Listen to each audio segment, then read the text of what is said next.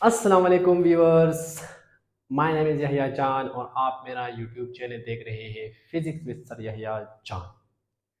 Lecture में जाने से पहले एक छोटा सा पश्तो का एक शेर है। एक स्टूडेंट की फरमाइश है, बहुत दिनों से फरमाइश कर रहा है, तो उसके लिए एक पश्तो का एक शेर है। हसनैना वी बेवसी स्पिनवी कथोरा, बेवसी स्पिनवी कथोरा, मस्ता द बंगड़ो द पार खर्च किताबुना। तो चलिए अपने लेक्चर की तरफ जाते हैं। आज हमारे क्लास 11 फिजिक्स का जो असाइनमेंट है चैप्टर नंबर 1 की, वो हम स्टार्ट करेंगे। कोर्स अभी तक हमने स्टार्ट नहीं किया है, ठीक है। कोर्स हमने अभी तक स्टार्ट नहीं किया। फर्स्ट ईयर का असाइनमेंट है, क्योंकि स्टूडेंट्स बहुत ज़्यादा मैसेज भी कर रहे, कॉल भी कर रहे, और प्रीवियस जो स्टूडेंट्स थे पहले जो थे वो कह रहे कि सर असाइनमेंट्स पहले थोड़ा डिस्कस करें, उसमें प्रॉब्लम आ रही है। तो इसी वजह से हमने असाइनमेंट स्टार्ट किए हैं। तो चलिए अपने लेक्चर की तरफ जाते ही और स्टार्ट करते हैं। क्या स्टार्ट करते हैं? असाइनमेंट 1.1 से। तो चलिए स्टार्ट करते हैं, ठीक है। अच्छा, असाइनमेंट 1.1 में आपसे क्या कह रहे हैं? असाइनमेंट 1.1 में आपसे कह रहे हैं कि फॉर एग्जांपल आपके पास एक पुली है। क्या है? एक पुली है, ठीक है। पुली जानते हैं, वो कुएं से जब हम पानी निकालते हैं वो इस तरह जो चीज़ें वो करते हैं उसको हम पुली कहते हैं, ठीक है। टू हैंगिंग होते हैं। तो आपसे कह रहे हैं कि आप पुली के जरिए वाटर निकाल रहे हैं किसी बकेट में, और उसका रेडियस आपके पास गिवन है, वो है 0.9। क्या है? 0.9 है।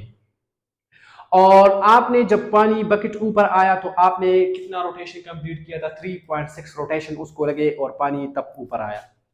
तो आपको कह रहे कि फाइंड करें कि ये पानी कितने डीप में है, कितने नीचे है। मतलब आप डिस्टेंस को फाइंड करें, डिस्टेंस को, ठीक है, लेंथ को फाइंड करें। तो गिवन डेटा हमारे पास क्या है? आर हमारे पास गिवन है। आप बुक में देखा करें, ठीक है। जो है स्टेटमेंट बुक से लिखा करें, देखा करें। मैं इसे सिर्फ समझा रहा हूँ यहाँ से लिखना, क्योंकि बहुत मेरे बोर्ड पे नहीं आ रहा सारे। रेडियस कितना? 0.9 मीटर है। और जो थीटा हमारे पास गिवन है वो है 3.6 रोटेशन, ठीक है। अब हमने कन्वर्ट करना है इसको रेडियन में। तो आपको पता है कि वो एक रोटेशन में हमारे पास होता है 2 पाई रेडियन। क्या होता है? 2 पाई रेडियन होता है। तो आपने 3.6 के साथ क्या मल्टीप्लाई करना है? 2 पाई को मल्टीप्लाई करना है। पाई की वैल्यू आपको पता है 3.14 है, ठीक है। आप इन दोनों को मल्टीप्लाई करें, जो आंसर आ रहा है उसको इसके साथ मल्टीप्लाई करें, तो हमारे पास आ रहा है थीटा जो आ रहा है वो है 22.6 रेडियन, ठीक है। अब यहाँ देखिए रिक्वायर्ड हमारे पास क्या है? एस है कि कितने डीप से आप ये पानी निकाल रहे हैं, पानी का डीपनेस कितना है। तो आप इस तरह करते हैं कि रेडियन में हम थीटा का फार्मूला लिखते हैं S/R। क्या लिखते हैं? S/R। तो यहाँ पे अगर आपको रेडियन आपने पढ़ा नहीं है तो पहले आप रेडियन पढ़े, वहां पे जाके फार्मूला देखिए, ये फार्मूला वहां पे गिवन होगा।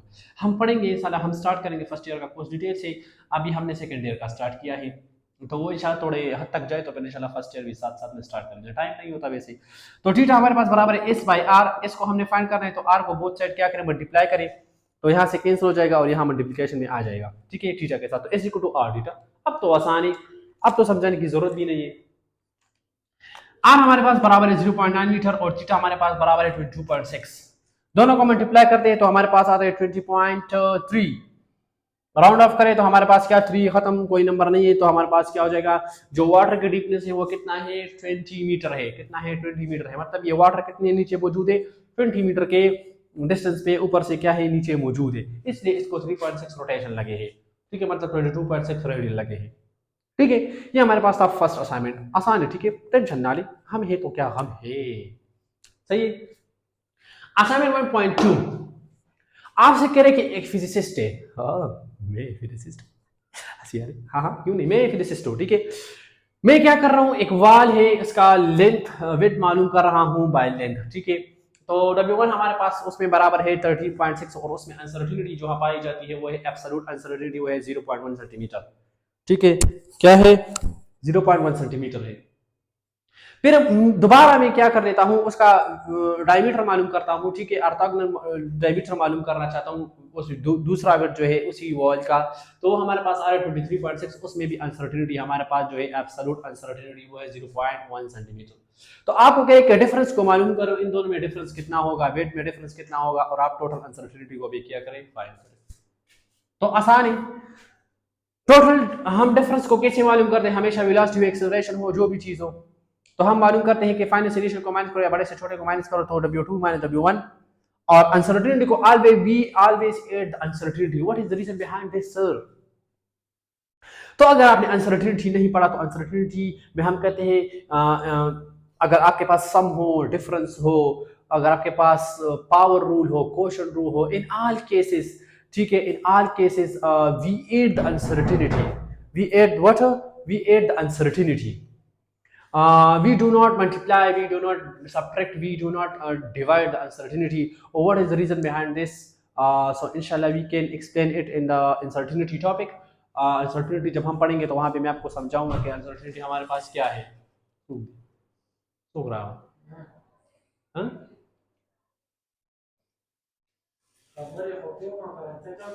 सूख गई.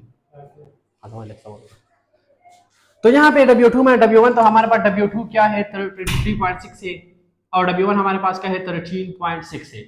ठीक है, तो इसको हम सब्ट्रैक्ट करेंगे और अनसर्टेनिटी को हम ऑलवेज एड करते हैं. What is the reason sir? Reason हम, अगर आपको पता है तो अच्छी बात है, अगर आपको पता नहीं है तो हम अनसर्टेनिटी टॉपिक स्टार्ट करेंगे. वहां पे हम क्या करेंगे, वहां पे हम क्या करेंगे, स्टार्ट करेंगे. ठीक है, तो 23 से पता नहीं कौन तंग करे, जरा सब्र करें 1 मिनट.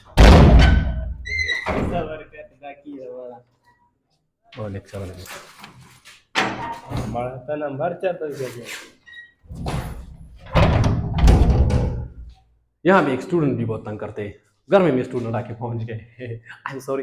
तो अनसर्टेनिटी को हम 8 करेंगे. ठीक है, तो इसको माइनस करते 10.6 आ रहा है, इसको हम प्लस करें तो 0.2 सेंटीमीटर. मतलब डिफरेंस कितना आया है वेट में, 10.6 आया है और अनसर्टेनिटी कितनी हो गई, टोटल अनसर्टेनिटी 0.2 सेंटीमीटर हो गई. ठीक है, आसान है, फर्स्ट टू बहुत आसान है. आगे वाले थोड़े मुश्किल है दुनिया में सब कुछ. नहीं नहीं नहीं, यह जाने तो कुछ भी मुश्किल नहीं है. यहाँ देखिए, ठीक है, असाइनमेंट 1.3 को जरा गौर से देखिए. आपको कह रहे कि आपने किसी सर्किट में वोल्टेज को मेजर किया, आपने वोल्टेज को मेजर किया तो वो आ रहा है 7.3 और उसमें अनसर्टेनिटी है 0.1 वोल्ट. फिर आपको कह रहे कि उसी वायर में, सर्किट में जो करंट है आपने मेजर किया है 2.73 और उसमें अनसर्टेनिटी है 0.05 एम्पियर. आपसे कह रहे कि रेजिस्टेंस को फाइंड करें. तो आपको पता है, आपको स्टेटमेंट में यही गिवन है कि रेजिस्टेंस को फाइंड करना है बाय ओम लॉ से. तो ओम लॉ हमारे पास क्या है, V equal to I R. यहाँ से R को फाइंड करेंगे तो I को बोथ साइड डिवाइड करें, यहाँ से कैंसिल तो R equal to V by I आ जाएगा. ये तो बच्चों वाला है, ये तो आपको पता है. सर पता है, इतने तो नालायक भी नहीं है. गुड, मेरे स्टूडेंट से इसे तो आप बहुत लायक है माशाल्लाह. ठीक है, V कितना है 7.3, I कितना है 2.3. तो इसको डिवाइड करें तो हमारे पास क्या आ गया, क्या आ गया, 2.7 आ गया. रेजिस्टेंस कितना आ गया सर्किट में, 2.7 आ गया. अब सर जरा रुके ना, अनसर्टेनिटी तो बाकी है. तो हम कहते हैं कि एब्सोल्यूट अनसर्टेनिटी को जब हम कन्वर्ट करते हैं परसेंटेज अनसर्टेनिटी में, तो हम क्या करते हैं, uncertainty divide by measure value multiply by 100. तो पहले हम वोल्टेज में अनसर्टेनिटी को फाइंड करेंगे. तो अनसर्टेनिटी में कितनी है, 0.1 है, मेजर वैल्यू 0.7.3 है और मल्टीप्लाई बाय 100 करें. ठीक है, 100 क्या है, तो इससे हमारे पास 1.37 आया है. वहां पे क्या है, पॉइंट के बाद 1 डिजिट है तो यहाँ पे भी 1 होना चाहिए, यह 2 है. तो हम राउंड ऑफ करते हैं तो हमारे पास क्या रहा है 1%. तो वोल्टेज में हमारे पास अनसर्टेनिटी कितनी हो गई है, 1% हो गई है. अरे सर मर, ये तो आसान है, तो हमें आता है तो अच्छी बात है ना कि आता है. ठीक है, अब यहाँ देखिए परसेंटेज अनसर्टेनिटी इन करंट, तो absolute uncertainty divide by measure value multiply by 100. That's not difficult. तो क्या है 0.05 है अनसर्टेनिटी, 2.73 है, मल्टीप्लाई बाय व्हाट है, मल्टीप्लाई बाय 100 है. ठीक है, तो इसको हम मल्टीप्लाई डिवाइड करते हैं तो हमारे पास 1.83 आता है. इसी तरह हमारे पास सिग्निफिकेंट फिगर डिजिट कितना मौजूद है, पॉइंट के बाद 1 है, क्योंकि ये लेफ्ट साइड पे है दोनों 0, तो इसको हम काउंट नहीं कर रहे सिग्निफिकेंट फिगर में, ये तो आपको पता है ना. तो यहाँ पे हमारे पास क्या आता है, 2% अनसर्टेनिटी आता है. अब total uncertainty in resistors, total uncertainty in resistance हमारे पास आएगा कि आप दोनों अनसर्टेनिटी को ऐड करें. मैंने आपको पहले बताया कि we always add the uncertainty. ठीक है, अब उसका रीजन क्या है वो हम लेक्चर में डिटेल से पढ़ेंगे कि क्या रीजन है, क्यों नहीं करते. तो इसके आंसर वोल्टेज और करंट की अनसर्टेनिटी को हम प्लस करते हैं तो आर में हमारे पास अनसर्टेनिटी क्या आ रही है, 3% आ रही है. अब इसको दोबारा एब्सोल्यूट अनसर्टेनिटी में कन्वर्ट करें तो एब्सोल्यूट अनसर्टेनिटी में जब हम कन्वर्ट करते हैं तो परसेंटेज अनसर्टेनिटी को डिवाइड करें 100 पे और मल्टीप्लाई बाय जो रेजिस्टेंस की जो वैल्यू आई है उसके साथ मल्टीप्लाई करें। तो 3 डिवाइड बाय 100 मल्टीप्लाई बाय 3.2.7 तो इसका आ रहा है 0.08। तो रेजिस्टेंस की वैल्यू क्या थी? रेजिस्टेंस की वैल्यू थी 7.2.7 प्लस माइनस 0.08 अनसर्टेनिटी। तो रेजिस्टेंस कितना है? 2.7 है और उसमें अनसर्टेनिटी जो पाई जाती है वो 0.08 ओम।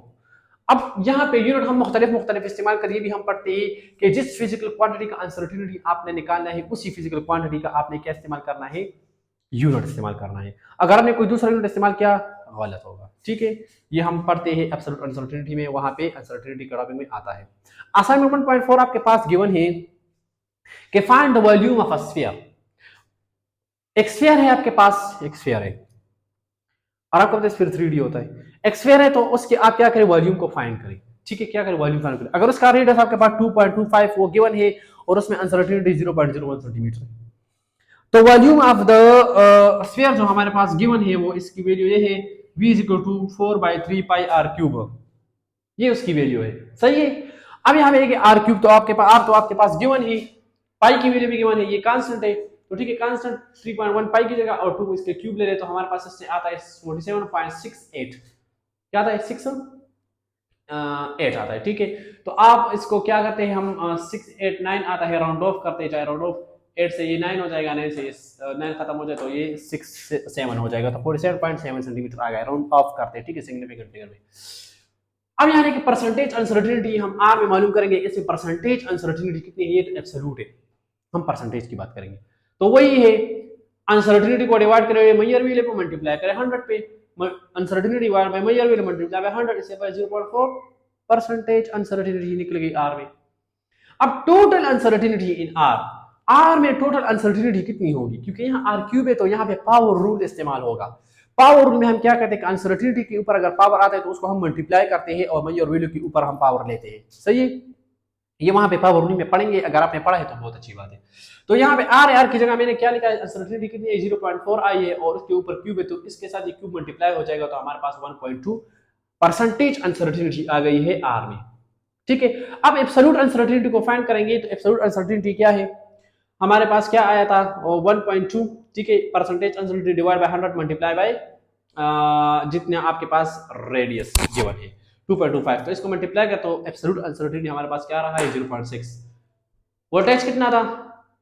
वॉल्यूम कितना था? 47.7 और एब्सोल्यूट अनसर्टेनिटी कितनी है? 0.6 सेंटीमीटर मीटर क्यूब, सॉरी, ठीक है, सेंटीमीटर क्यूब आ गया क्योंकि हमारे पास वॉल्यूम है तो इसका क्या आएगा? सेंटीमीटर क्यूब आएगा। अब असाइनमेंट 1.5 हमारे पास थे, बहुत ही आसान सा असाइनमेंट है, करने की जरूरत भी नहीं है क्योंकि एमसीक्यूज में सिर्फ आता है। इस साल एमसीक्यूज कभी पेपर में नहीं आता क्योंकि अब बच्चे नहीं है कि इस साल एमसीक्यूज आपको दे और ये टाइम वेस्ट भी है। तो ये एमसीक्यूज के हवाले से बहुत इंपॉर्टेंट है क्योंकि एमसीक्यूज में आपको एक सिग्निफिकेंट फिगर गिवन होगा और आपसे कहा होगा कि क्या करें सर बताए और इसमें कितने सिग्निफिकेंट डिजिट्स है, कितने सिग्निफिकेंट फिगर है, तो फिर आपका दिमाग जो होगा वो घूमेगा। तो इसलिए ये जरूरी है, इसलिए मैंने किया है, वरना इसकी जरूरत नहीं है, पेपर में नहीं आता, ठीक है। तो चलिए स्टार्ट करते हैं कि इसमें क्या होता है। ए नंबर है हमारे पास 0.31 प्लस 0.1, सिंपल एडिशन करो, सिंपल क्या करो? एडिशन करो, सिग्निफिकेंट फैक्टर को तो हम ऐड कर सकते हैं। सिंपल एडिशन करते हैं तो 0.41 आ रहा है। अब यहाँ पे देखिए पॉइंट के बाद एक डिजिट है तो हमने आंसर में क्या लाना है? एक डिजिट लिखना है तो 0.4 हो जाएगा आंसर। भी सर इतना आसान है, आपने तो फिजिक्स को इतना आसान कर दिया है सर, इतना आसान भी तो नहीं है। अरे सब्र करें ना, सब्र करें करें, यहाँ देखिए सब्र सब्र, कहाँ घूम रहे हैं? जरा सब्र करें बच्चों, जरा सब्र करें, आपके अभी होश उड़ने वाले, आगे आगे देखो होता है क्या, ठीक है। बी नंबर 658.0 प्लस 23.5478 प्लस 1345.29, इससे हमारे पास आंसर आ रहा है। हम इसको प्लस करें, कैलकुलेटर के साथ आप प्लस करें, इससे आ रहा है हमारे पास 2026 सर 2025 छोड़ के 2026 में चालांग लगा रहे हो, क्यों? यह की मर्जी होगी। अरे नहीं, ये वो 2026 नहीं है, इससे आंसर आया है 2026 और 0.8378 आया है। अब यहाँ पे देखिए पॉइंट के बाद हमारे पास यहाँ पे एक सिग्निफिकेंट फिगर है, सिर्फ एक है ना, ठीक है, बाकी यहाँ पे 4 है, यहाँ पे 2 है, तो हम ये पॉइंट के बाद एक सिग्निफिकेंट फिगर लेकर आएंगे, तो हमने सिर्फ 8 तक लिया, बाकी इग्नोर, ठीक है, बाकी क्या इग्नोर, ए से इग्नोर नहीं करना। अगर इंक्रीज डिक्रीज हो रहा है तो फिर तो आपने वैल्यू इंक्रीज करनी है, ठीक है। राउंड ऑफ की जो रूल्स है वो आप सीखे कि यहाँ पे लास्ट में 3 है तो लेस देन 5 है, तो इसलिए 8 का नंबर इंक्रीज नहीं हो रहा, वो 8 ही रहेगा, ठीक है। अच्छा, सी नंबर है 8 मल्टीप्लाई 7 तो 56 आ गया। यहाँ पे सिग्निफिकेंट फिगर 1 है तो मैं क्या 60 इसको 60 लिख सकता हूँ? जी सर लिख सकते हैं। क्यों लिख सकते हैं? इसका रीजन क्या है? सर ये आपकी मर्जी तो नहीं होगी। बिल्कुल मेरी मर्जी नहीं है, लेकिन आपने पढ़ा था रूल्स में कि 0 इन द राइट मे और may not be significant figure. तो ये सिग्निफिकेंट फिगर हो भी सकता है, नहीं हो सकता। आप नहीं मानते तो 1 होगा, मानते तो 2 होगी, हम नहीं मानते तो 1 हो जाएगा, ठीक है। बहुत आसान। चलिए शुक्र है। अच्छा, ये नंबर आपके पास गिवन है, मल्टीप्लिकेशन में है, इसे आंसर आ रहा है 139.519192। तो इसको पहले आप साइंटिफिक नोटेशन चेंज करें, ठीक है। ये 0.9 और 5 के दरमियान इसको 1 के लेके जाए तो जब हम राइट से लेफ्ट में जाते हैं इस तरह तो क्या होता है? पॉजिटिव होता है, +2 आता है, 10 to power 2, 10 to power plus answer आता है। तो हमने 2 डिजिट्स गए हैं तो 10 टू पावर 2 आ गया। अब पॉइंट्स के बाद कितने डिजिट है? 1 डिजिट है, तो आप क्या लगेंगे? सिर्फ 1 नंबर लगेंगे, 4, ठीक है। क्या लगेगा? 4। अब यहाँ देखिए, यहाँ 3 है, यहाँ 4 हो गया, तो 9 इज ग्रेटर देन 5, इग्नोर, तो ये इंक्रीज बाय 1 हो जाएगा, तो ये 4 हो जाएगा, सही। तो यहाँ पे 1.4 मल्टीप्लाई 10 पावर 2 और आपको पता है 10 पावर 2 ये सिग्निफिकेंट फिगर में शुमार नहीं होता, ठीक है। सिग्निफिकेंट फिगर में शुमार नहीं होता सिर्फ नोटेशन का पावर टाइम। ये 5 डिवाइड करते हैं तो 5 आ रहे हैं, पॉइंट के बाद 1 है तो आप 0.0 लगाए, may not be significant figure, वही किस्सा है, ठीक है। तो यहाँ पे सिग्निफिकेंट आप माना जाएंगे, हम माना जाएगा क्योंकि पॉइंट के बाद क्या है? एक फिगर है, क्या है? फिगर है। अच्छा, दूसरी बात आपको क्या है? ये है एडिशन है, मल्टीप्लिकेशन है और साथ में डिवीजन है। इसको हम एडिशन सब्ट्रैक्शन, एडिशन करते हैं, मल्टीप्लिकेशन डिवीजन करते हैं, तो आंसर आ रहा है 55, तो इसे हम इग्नोर करें सबको, तो 55 आ रहा है, ठीक है। Most important in assignment is 1.6। देखिए जो ये 1.6 असाइनमेंट है, ये तो अब जब हम अनसर्टिनिटी को फाइंड करते हैं, ठीक है, और करेक्टनेस सॉरी डायमेंशन को हम फाइंड करते हैं और उसकी करेक्टनेस देखते हैं कि डायमेंशन ये करेक्ट है, ये इक्वेशन नहीं है। अगर लेफ्ट साइड